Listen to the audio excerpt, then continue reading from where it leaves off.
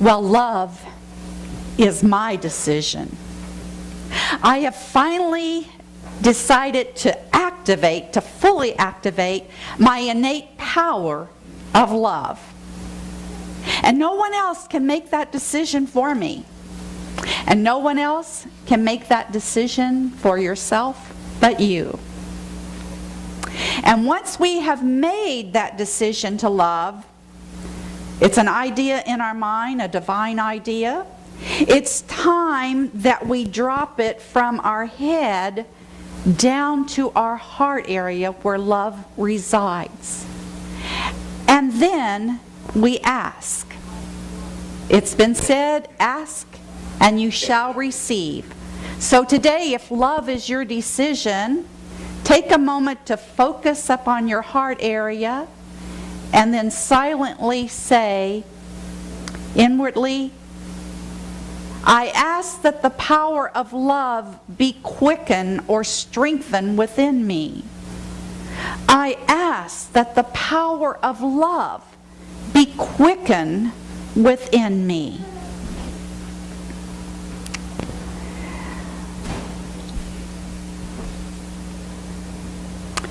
Winifred Hausman, who wrote Your God-Given Potential, shares with us the benefit of calling forth this power of love.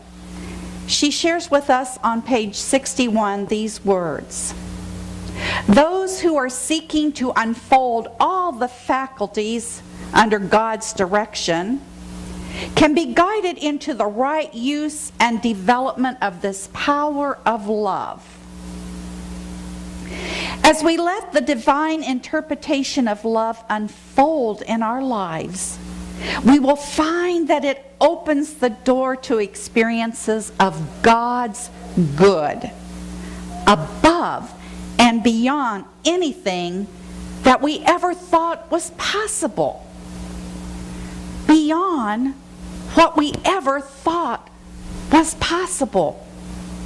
I think that to try love, to see if it works, to have these golden doors of opportunity open up for us is worth trying.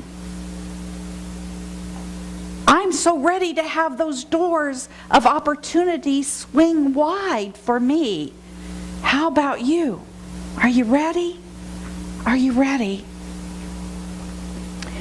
Well, now that we've decided that we're going to try out this love, this power of love, and we've asked for it to be strengthened within us, now do we just sit back and wait for those doors to open up for us? No, the answer is no. See, we must begin to practice love in our lives. And to help us with this practice, Winifred Hausman gives us 7 steps to bring forward our power of love more fully. You see, it's really all about practice, practice, practice. It reminds me of that violinist who was on the streets of New York City and asked a stranger, "How do you get to Carnegie Hall?" And this person looked the person up and down carrying the violin case, and he said, "Practice, practice, practice." That's right. Practice, practice, practice. And you know, living the spiritual life in the same way as being a great violinist entails practice, practice, practice. It's been said before that going to church doesn't make you spiritual any more than standing in your garage makes you a mechanic. You see, to be a great mechanic, you need training and you need to practice, practice, practice on cars. And then you can stand in the middle of the garage and say, "I am a great mechanic." You know, you don't become spiritual by coming to church every Sunday, even though that's wonderful. We come to church to get energized again and to learn things and to be with like-minded people. But we must practice the art of loving. And the 7 practices that we're going to use to call forth this power of love, and it's on your sheets that were handed out today, is interest, acquaintance, affection, attraction, love, identification, and at-one-ment. Today we're going to cover 2 of them. And the first step in the process of love unfolding is to realize that you have an interest. You know, you can't do anything, you can't love anything unless first and foremost you have an interest in it. You know, it doesn't matter if it's a person or a hobby or a new idea.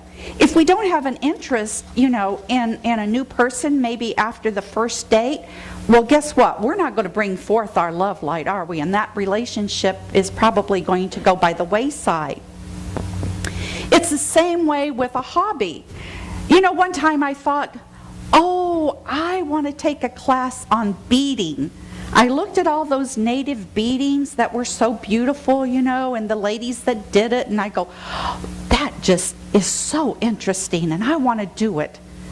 But after about 10 or 15 minutes, I go, I don't have any interest in this, because I joined the Bubbling Bead Society immediately. And so I put that aside. There was no more, quote, love in beading myself, you know. But I could look at it. I could look at beadwork and go, this is pretty cool. And there were ladies that were doing it wonderfully. Of course, you know, hobbies and people that you love or love interest is on the physical plane. And there's also a spiritual realm where we have an interest. And in the spiritual realm, we begin to want to know God in a more profound way. So we become interested in God the good. We hear about that every week, that God is so good. We want an interest in seeing if these principles really work for us. Do they really work? We have a little interest there. I've been hearing so much about, you know, how life is going to flow better for me, and all these wonderful principles that my life would just be flowing wonderfully.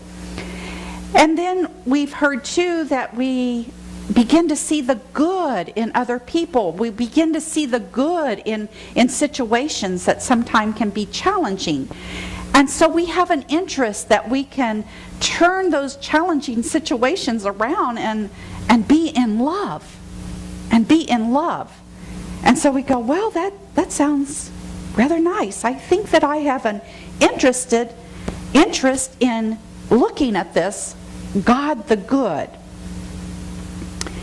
And when we realize that these principles, when we've been on the path a little bit and we begin to see these principles really beginning to manifest in our life and things getting better, then we're more intrigued by it.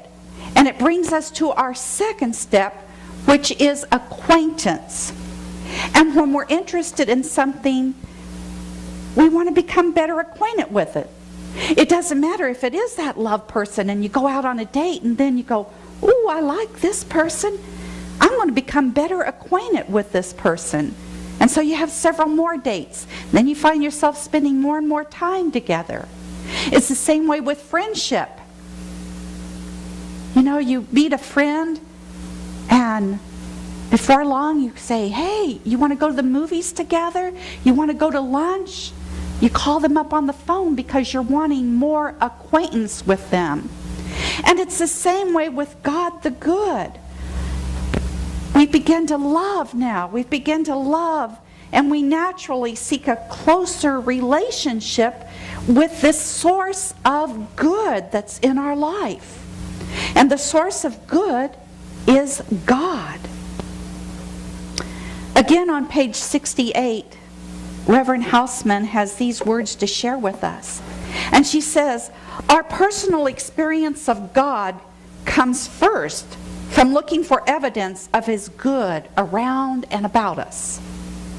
Then our increased interest must lead us into a deeper search for personal knowledge of Spirit through prayer. This is an early movement along the path of the development of love.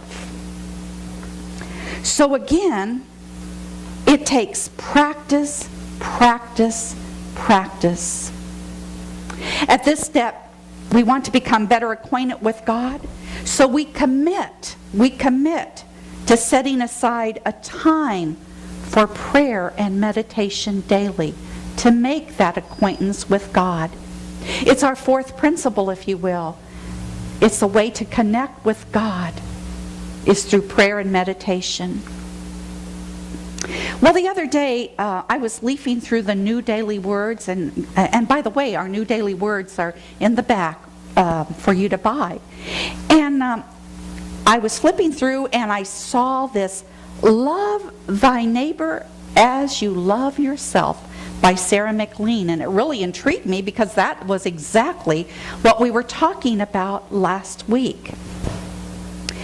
And she says in the article, she reiterated what was said last week, that first and foremost, you must love yourself. And it's not a selfish act to love yourself. And then you can love your neighbors because you're more loving to yourself. It all begins with you. And so she went on further then to share with us her article on a heart-based meditation of loving kindness. And this heart-based meditation is used all over the world. There's many ways to meditate. However, I found this way just so inspiring, and we did it earlier today in our own meditation. And in case you were really deep in meditation and can't remember, it goes first to pick out a phrase, and there's some phrases on your sheet that you can use, or she says make up one of your own.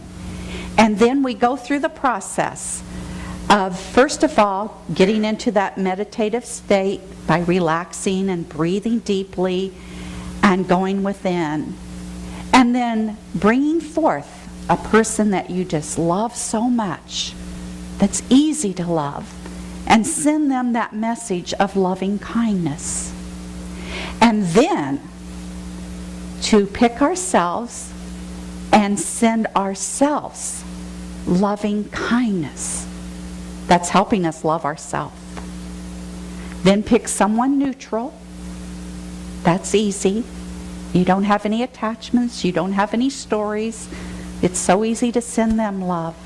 And then pick someone that you're having a challenge with.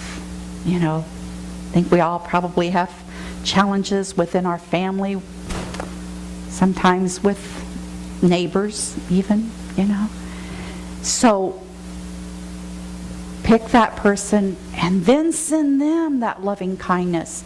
And it helps with the forgiveness issues that are surrounding all of that. So today we have decided, we've made a major decision in our life that we're going to love.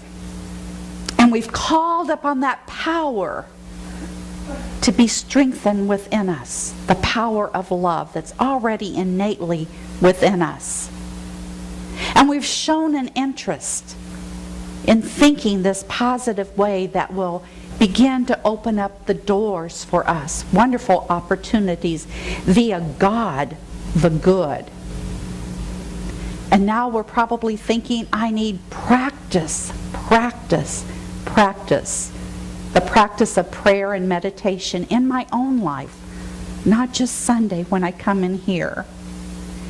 And this practice of prayer then will lead us to that acquaintance with God, a deeper acquaintance.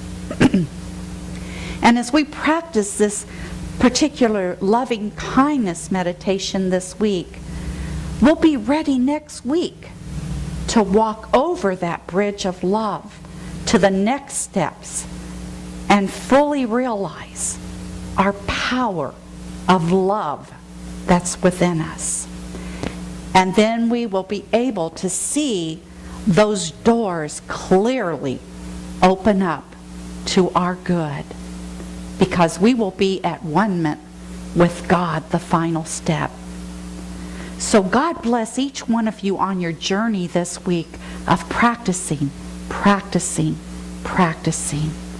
God bless each one of you.